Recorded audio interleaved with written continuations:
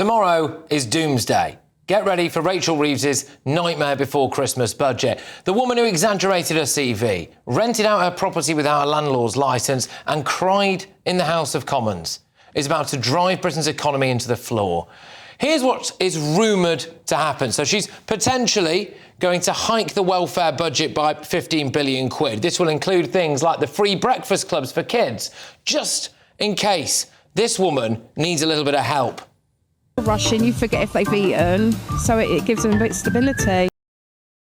You forget if you fed your own kid, do you? She's potentially going to scrap the 2-child benefit cap. Brilliant! People who can't afford to have kids can now have as many as they want at your expense. Some of them, no doubt, will be immigrants. There's potentially going to be a new mansion tax, which might actually include some people's flats and will miraculously not include Sir Keir Starmer or David Lammy's properties. Funny that, isn't it? You're probably going to end up paying more in council tax. She's set to freeze the income tax thresholds, which will hit millions of people, especially working people. Working people. Working people. Working people. More money in the pockets of working people.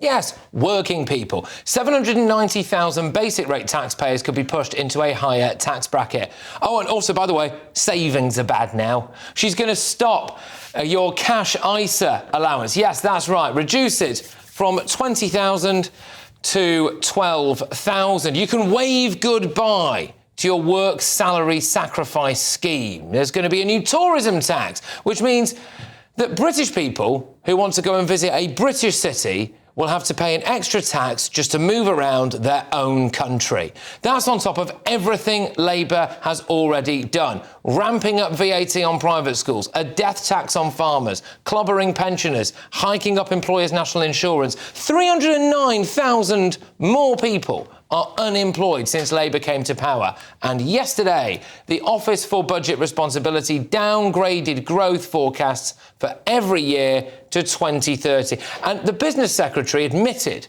that people are fleeing Britain because of higher taxes. In their place, we just get loads more of these guys. Brilliant. Fantastic. Can't wait to see their tax returns. But, of course, if you think, based on all of this, that Rachel Reeves is a worryingly incompetent, idiotic Chancellor with no grip on the real world, who could be making millions of people's lives infinitely worse, you're just a sexist pig. So under Labour, you're racist if you care about immigration, and you're sexist if you think Rachel Reeves is a dud. She's so desperate, she's now begging banks to praise her budget. Quotes, the UK Treasury has asked banks to make public and prominent endorsements of the budget this week. I mean, good grief. There is loads more to get stuck into, but we haven't got all day. I would just like to wish everybody the very best of luck ahead of Rachel Reeves' budget tomorrow. We are certainly going to need it. Using the internet without a VPN, a virtual private network, is a bit like taking to the road without car insurance. All it takes is one unlucky moment to cost you a lot of cash. This video's sponsor is Private Internet Access. They are the VPN to help keep you safe. Click the link in the description below to find out why over 30 million people have downloaded PIA to protect themselves online. A virtual private network is an app that hides your IP address and helps keep your data private. When you're browsing the internet at home, you give up a large amount of data to businesses, to shops, and indeed to social media giants too. Hackers have the ability to steal your personal data with ease, including sensitive information such as passwords, keystrokes, and even your personal photos. Private Internet Access helps protect your personal data by encrypting your internet connection to keep your data out of the hands of cybercriminals. And it's not just hackers either to be concerned about. Information can be censored too. When Canada passed their C18 bill, social media giants decided to ban news content on their platforms. But PIA can protect your ability to consume the news and content you love. Private Internet Access is available for Windows users, Mac OS, Android, Linux, iOS, and you can use one PIA subscription to protect an unlimited amount of devices. And we've got a huge GB News discount for you too. Click the link in this video's description and you'll get a massive 83% off PIA. That's under £2 a month, the price of a coffee, and you'll get an extra 4 months completely free on top. Also, there's a 30-day money-back guarantee too. Visit piavpn.com/GB News to start protecting yourself digitally today. Thoughts on my panel now. We have got GB News contributor Will Kingston, Tory MP for Tatton, Esther McVeigh, political commentator as well, Jonathan Liss. Right then, Esther, looking forward to the budget tomorrow? Well, all I'll say, she's leaked so much to the press over so many weeks that when she comes to give a budget, she doesn't need to. We'll tell her what the budget is. Yeah. What a joke. It's shambolic. What do you think, though, seriously? I mean, what do you think the mood is going to be like in Britain tomorrow after she's delivered it? Well, she's softened us up, hasn't she, over weeks and weeks and weeks. And the reason I say it's shambolic, she's flown so many kites. Some she's kept, some she won't. The increase in the income rate she's not going to. But I think what people are thinking already, it really is a budget that is anti-aspiration, it is anti-success, it's even anti-having fun. It is sucking the life out of the country and sucking the fun out of the country. And I say this because you might think, oh, I'll do a couple of hours extra work. Well, you're not going to now because you could be taken into a higher tax bracket, so your extra work isn't going to mean anything, right? You might want to put an extension on your house, only you won't now because if you go into a higher bracket for your house, you're going to actually lose tax there. In fact, there are now online ways to make your house worth less just so you don't have to pay a mansion tax on it. So put astroturf down, paint your walls this amount of colours. And when I say she also is going to stifle any fun, oh, if you want a sugary drink, you can't have it. If you want a vape, you can't have it. If you want a taxi home, you cannot have it. What a miserable socialist government. Why can't you have a taxi home? No, there's a taxi tax going to come on. Yeah, they're going to tax. Can I just say, this Labour government apparently thinks that children should be discouraged from drinking milkshakes, but it's all right to pump them full of puberty blockers. It's remarkable logic. I don't think they want. I don't think they're trying to put puberty blockers into children. There's a clinical trial being announced. Patrick, it's not going to be compulsory. They're not encouraging kids to have it. Because I've just written to them to say it's a disgrace. Yeah. Well, I just want some honesty.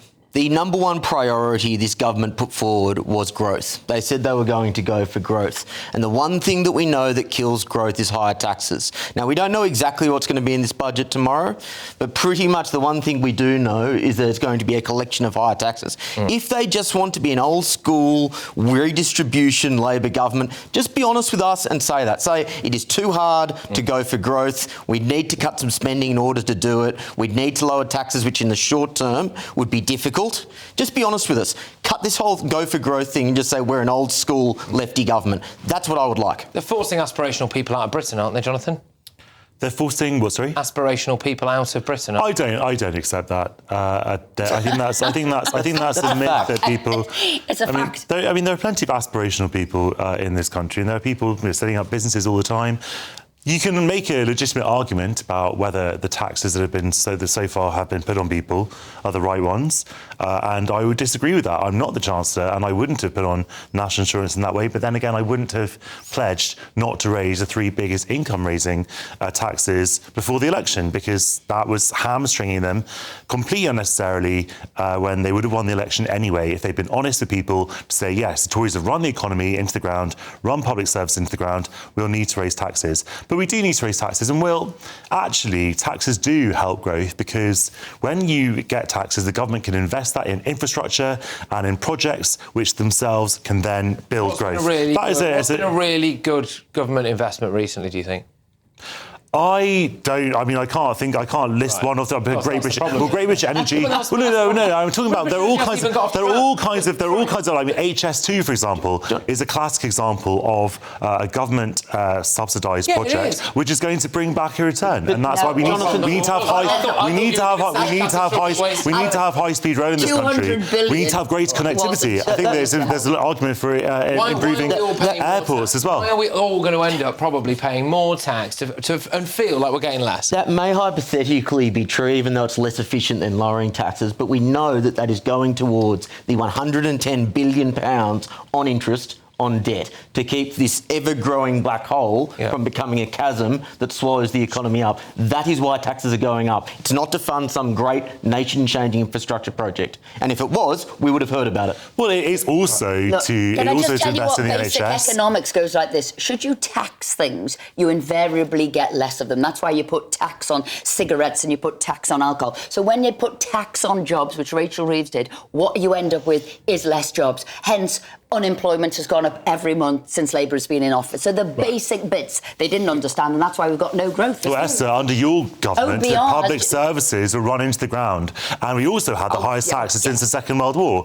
under your party. That was because of lockdown, which I voted against. Yes, it was. Because of lockdown. It fundamentally was lockdown and COVID, and that's where the 400 billion went to. So I've got a theory about one thing that's going to happen. This is this scrapping of the two-child benefit cap. It's been floated. Apparently, it's just going to basically go. Now, I think they feel as though this is going to be their great saving grace. This is going to be their legacy.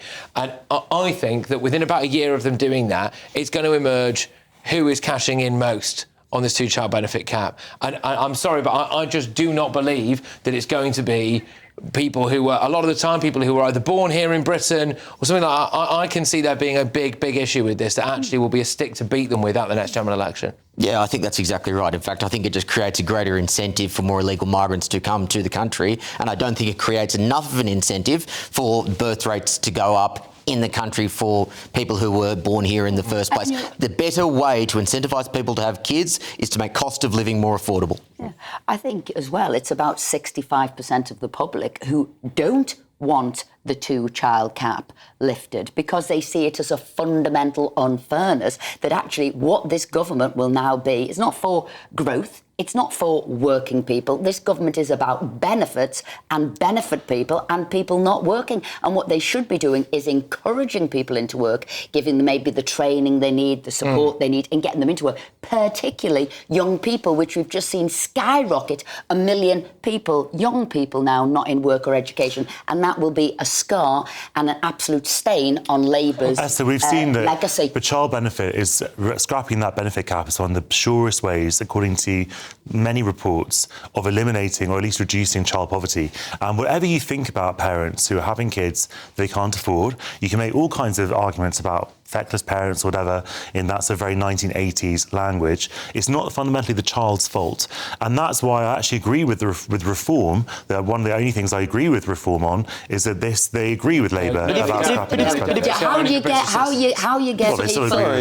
you get people out of poverty and children out of poverty is making sure that a person in the family is in work, and you just don't want workless households. So You that's can walk and chew gum at the and same it is time. the parents, not the child, who need to think about whether they can afford. But the child is fundamentally losing out. And can I add, if they're irresponsible parents, why do you think that benefit that now they're going to get is actually going to go back towards the kids? Because fundamentally, you are seeing that most parents will want to look after their kids. So let's have I still believe that as a basic point. zoom out a little bit, and from what has been suggested anyway, who knows? She might shock us all. She might stand at the dispatch box tomorrow, cut everyone's taxes, remove stamp duty, all of that stuff. I very much doubt it, though. From what we know, or we think we know, 15 billion quid in welfare increases, and then just looking around at all sorts of different little things that anyone who's got a few quid might be able to pay extra. I mean, do you think that's fundamentally unfair? Because Zach Polanski was outside Parliament today with, I'm assuming, his friends or people who were certainly looked like they were Green voters anyway. Read into that what you will. Who were saying, "Are you going to tax the rich, Rachel? Are you going to tax the rich?" And tonight she's released a picture of herself in number 11 Downing Street with a chessboard next to her, signing off on the budget. She was a chess champion. What's chess? Do you just have a chess? No, I think she exaggerated that one, actually. Yeah. The chess champions were the Eagle sisters, not I think she her. came 23rd from memory. Exactly. Yeah, that was another exaggeration. Let's do that instead. OK. So she was not telling the full truth on her CV. Yeah. She cried in Parliament, won't tell us exactly what that was for, and obviously we're just not allowed to ask. OK, fine. I think we all know what it was for, actually, because she'd lost the welfare reforms vote the day before. They U-turned on it. So she was also looking pretty teary at a Labour Party conference. She forgot that she had to get a landlord's licence, which actually Southwark Council just prosecuted somebody else for doing exactly the same thing, but not her. And a councillor who resigned, a Labour councillor resigned, but she wasn't resigning. Yeah. But should she be anywhere near this budget? No, I don't think she's... I think she's woefully inadequate, but unfortunately it's the best that Labour have. They thought she was the best to do that. But no, I don't think she's up to the job. I don't think she's good enough. And as for all this misogyny aimed against her, what a load of rubbish. She came forward and said, I am the first woman to be Chancellor. She said that. No, it isn't mansplaining. It isn't misogyny. She's a dud at the job. She just isn't good enough. Yeah, so we're now sexist if we don't like her. No, obviously that's not true. People can criticise women. No, that's what she said to the Times. Well, I think the point she was making, that some of the criticism against her is misogynistic, and I think things like Rachel from Accounts is just a sexist moniker. I think that is sexist. But she's much more qualified for the job than many other chancellors. And Esther, with the greatest respect, I don't think that you should be throwing stones in your glass house, given some of the duds that we've had from your party over the last few years. Well, Liz Truss, sort of Dominic Raab, Nadim Zahawi, how many days did he last? You know what the difference was? And I didn't vote for Liz Truss, but you know what? When she knew she wasn't good enough, which was after about 44 days... The party ditched her. She also went. I'm afraid Rachel Reeves doesn't know when to quit, and she should have quit before she did the first budget. Will there be a rebellion shortly after the budget tomorrow, do you think? Because there's a few Labour MPs gearing up for it. May elections, I'm still betting for the challenge to come.